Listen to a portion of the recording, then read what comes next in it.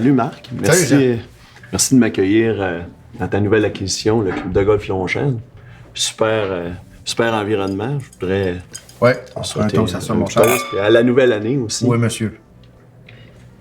Hey Marc, moi, pour commencer, là, j'aimerais ça savoir comment un petit gars de Quaticook qui avait le rêve de jouer au golf, il a progressé pour devenir un pro de tournoi, après ça, devenir un gestionnaire d'un club, pour ultimement nous mener aujourd'hui à ton acquisition, c'est-à-dire le club de golf Longchamp. Ben moi, je pense que c'est un rêve de jeunesse.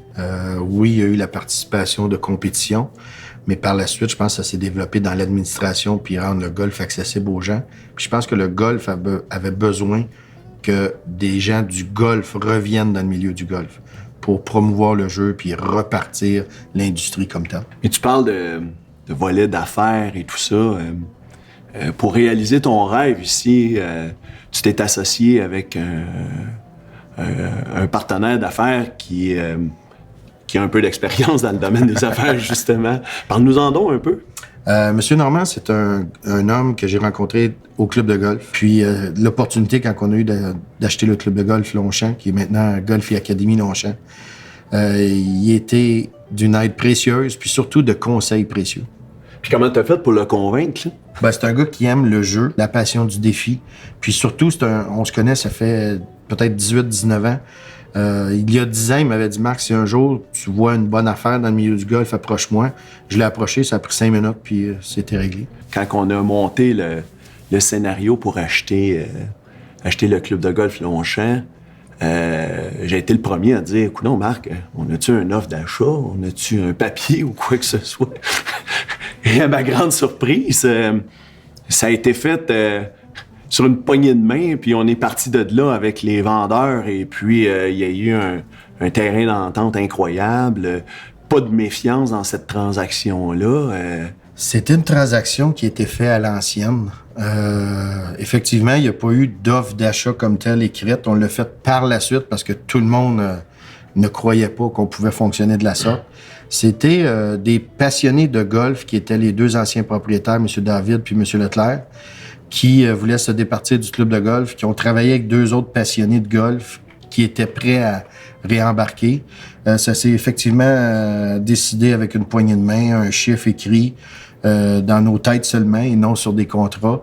Puis c'était comme ça pendant toute la démarche du processus.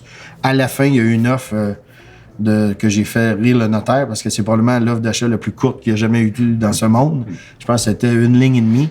Mais je pense que c'était une transaction qui a été faite dans l'art d'ancien temps, puis ça me fait du bien parce que on a encore besoin de transactions de la sorte. Là, tu étais directeur d'un club de golf, mais on sentait qu'il te manquait le coup de départ, si on veut. Je pense que j'en étais rendu là. J'avais juste besoin d'un petit coup de pied pour m'enlever dans mes pantoufles où on avait développé une business qui était quand même excessivement saine et rentable.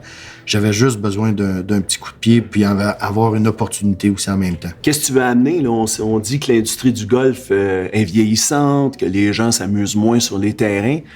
Moi, je le sais, la flamme qui vit en dedans, là, mais comment tu veux, au quotidien, l'amener ici au club de golf Longchamp?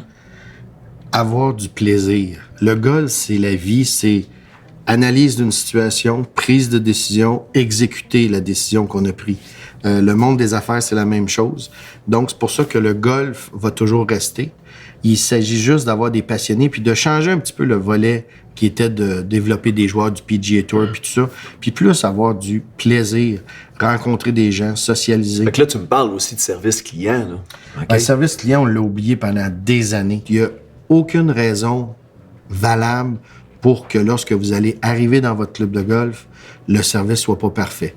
C'est-à-dire l'accueil dans le stationnement, l'accueil dans le clubhouse, l'accueil dans la boutique du pro, puis tous les employés sur le parcours de golf, il n'y a aucune raison que ce soit pas parfait. Pour cette première année d'exploitation-là, 2015, qu'est-ce qu'on peut souhaiter à Marc Vien, à son associé et au club de golf et Académie Longchamp?